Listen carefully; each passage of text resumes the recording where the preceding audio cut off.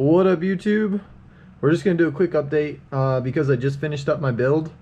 If you guys watched my previous video, you guys will know the general specs of this, but this is my new dual system Phantke Enthoo Pro 2 build. I've been kind of waiting. I wanted the 719, but I really liked the big exposed front here for like airflow instead of it being like solid with the little cutouts on the side. So I finally was able to get one on Newegg and get this up and rolling. So I've been saving parts for a while now, and I had it up and running, and then I made a bunch of changes to it once I got it going. So we're just gonna go over that. So if you missed the last video real quick, it's an MSI X570 gaming edge Wi-Fi up top, rocking the new Ryzen 5600X CPU. We're running 32 gigs of 3200 megahertz G-Skill Ripjaw, 512 gig Samsung NVMe, 1 terabyte SATA SSD, RTX 3070 Founders Edition. Looks really small in this case. I do still might want to do the vertical mount if I get a PCI 4.0 riser. I think that's pretty much it for the top build.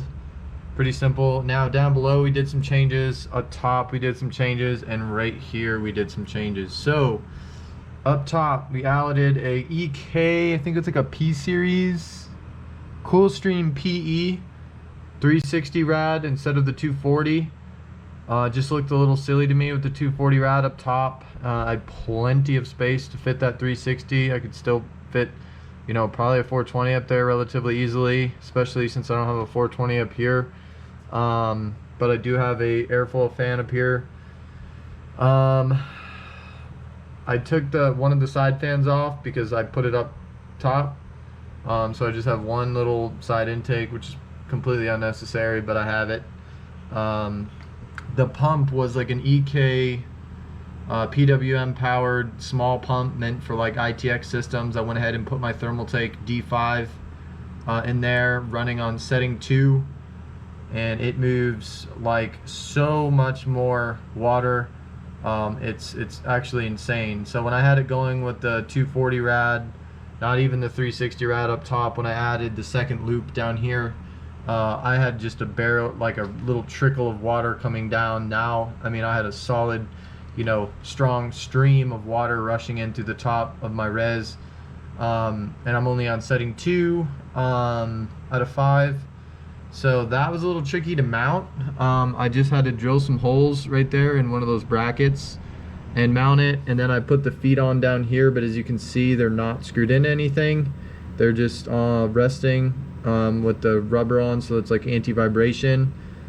Not a big deal, it's very secure. Also, this line up top is really keeping it from moving. So there are some bubbles in my res right now, and I'm waiting for it to kind of work out all the air bubbles, and then I'll top it off. And I'm running system prep in it right now from Primo Chill, just because I added a new pump and a new radiator to make sure all my stuff is clean. So I usually run it for like 72 hours, drain it, and I add Primo Chill Liquid Utopia. So I did have a drain valve down here, and I could not get it like cocked perfectly straight out like I wanted to. Tried changing out some O-rings and stuff. It just looked ugly. It was heavy. It was weighing this down. So what I'm doing is there's a fill port up here, and I'm just siphoning it out with a small tube, and it works fine. I just think aesthetically it looks a lot better. And this pump only has one outlet, whereas the EK had like an outlet here and then an inlet here. But because I wasn't using this inlet, I just put my drain valve in right here, but this pump I don't have that luxury. So we are just siphoning out the liquid, no big deal. Down here, big upgrades. So still have the same B450i with a 3700X 8-core Ryzen 7, the same Supremacy MX block, but we went ahead and upgraded to a RTX 2070 Super, over, I either had a 2060 non-super and then I had a 1660 Ti, which is right there, in there for a little bit. So now we're rocking big boy graphics, 2070 super down here. We upgraded to some T-Force 3200 megahertz DDR4 over the 16 gig kit that I had in there before. And instead of my 250 gig SSD, we're now rocking a 1 terabyte SSD. So I basically picked up a PC that had the 2070 Super, the RAM, all that stuff, kind of swapped in my 2060, 16 gigs RAM and the 250 gig SSD and sold it for a profit. So in a matter of no time at all. So that was a really awesome blessing. You know, somebody needed cash, sold me this computer cheap, somebody that I know. So that's all done. So here, you probably wonder why that bottom fan isn't on. It's controlled by the bottom PC.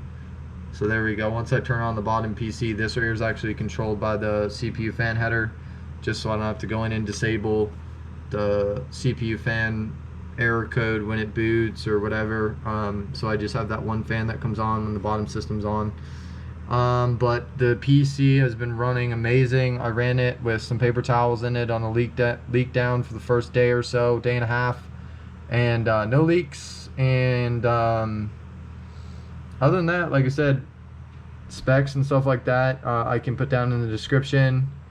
We're running the Corsair ML 120 Pro red LED fans, and I have all my RGB on my motherboard and my case and stuff like that all set to red.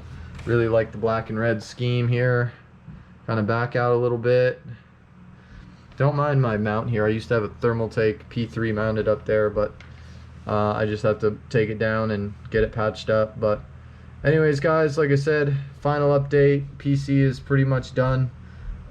What I think I'm gonna do is, I don't have room to run a second desk and setup over here, but on the other side of this wall is the living room and there's nothing there. So I think what I'm gonna do is take my daughter's desk and her monitor, mouse and keyboard and put it on the other side of the wall, and then just drill a small hole, and like a small hole down here, and just run the wires straight through, so that on the other side of the wall all you'll see is the monitor, the mouse and the keyboard. Super clean setup. And it'll all be powered in this room, so that if you're in the living room or whatever, you don't have to hear a computer running or see all the lights or whatever. You'll just see the monitor. Probably the way I'm gonna do it. So anyways, guys, thanks again for watching. If you're new to the channel, please like and subscribe. If you have any questions or you want to build one of these similar dual system setups, let me know. It's been a really kind of big learning curve for me. There's not too many of them out there that I've seen. So thanks for watching and have a great day.